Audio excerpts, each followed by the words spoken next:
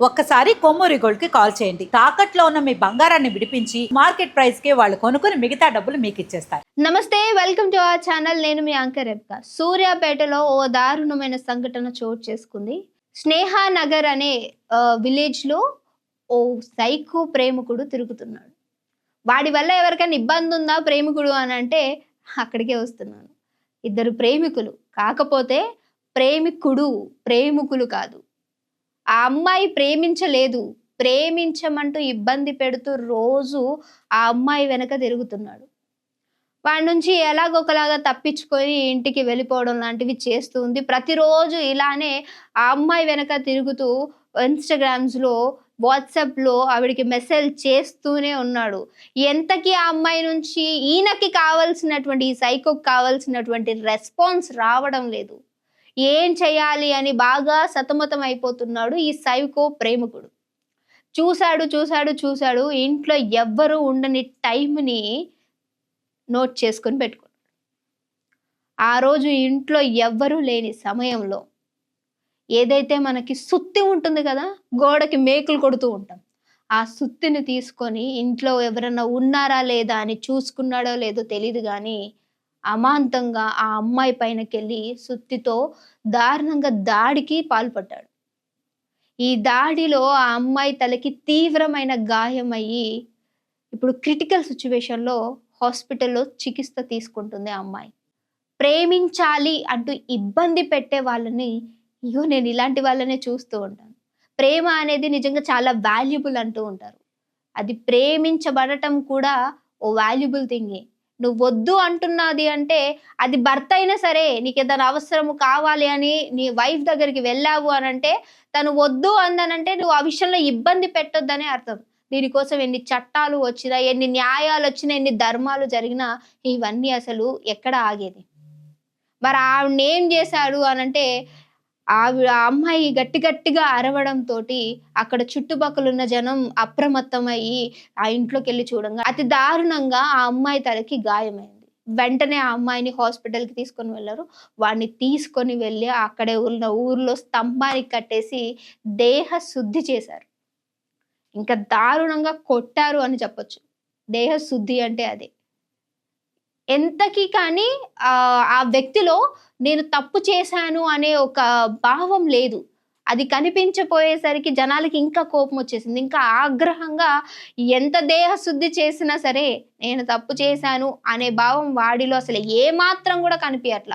నన్ను ప్రేమించనంది, నేనెంత ఇష్టపడి వెనక తిరుగుతున్నా సరే, నన్నసలు పట్టించుకోవట్లేదు.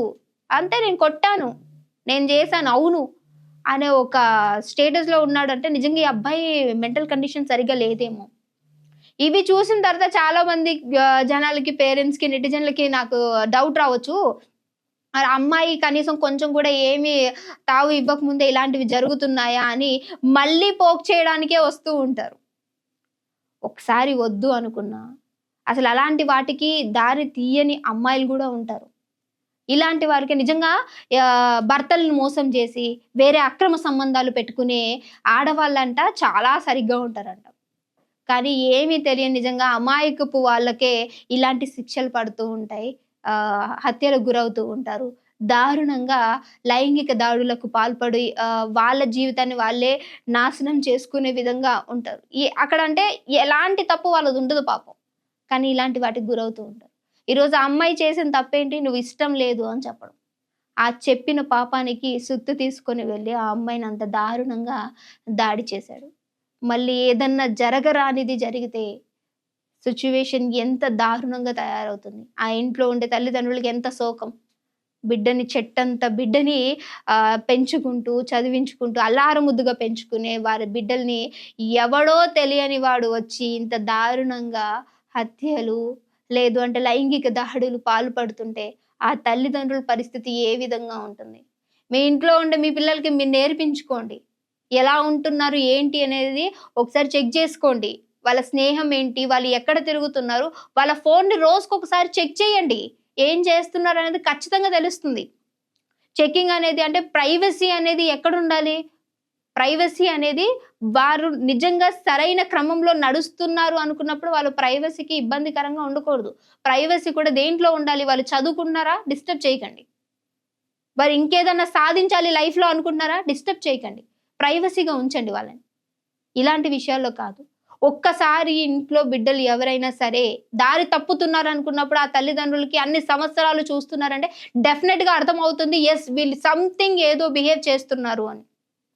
ఆ బిహేవియర్‌ని స్టార్టింగ్‌లోనే మీరు గనక పట్టుకోగలిగితే ఇలాంటివి జరగకుండా ఆపేది ఒక తల్లిదండ్రుల చేతుల్లోనే ఉంటుంది. ఖచ్చితంగా ఆడపిల్లని పెళ్లి చేసి పంపించారంటే అక్కడ ఏమన్నా తను పని సరిగ్గా చేయకపోయినా, అత్తమామకి రెస్పెక్ట్ ఇవ్వకపోయినా నీ తల్లిదండ్రుల పెంపకం ఏ విధంగా ఉంది అంటారు.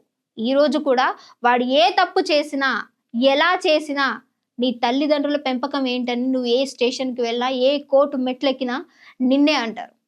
సో, డెఫినెట్‌గా పిల్లలు ఏ విధంగా వెళ్తున్నారు అనేది చూసుకోవాల్సిన బాధ్యత ఎంత మేరకు తల్లిదండ్రులకు ఉంది.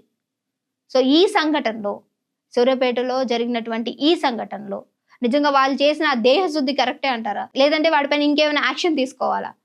కామెంట్ చేయడం మర్చిపోకండి.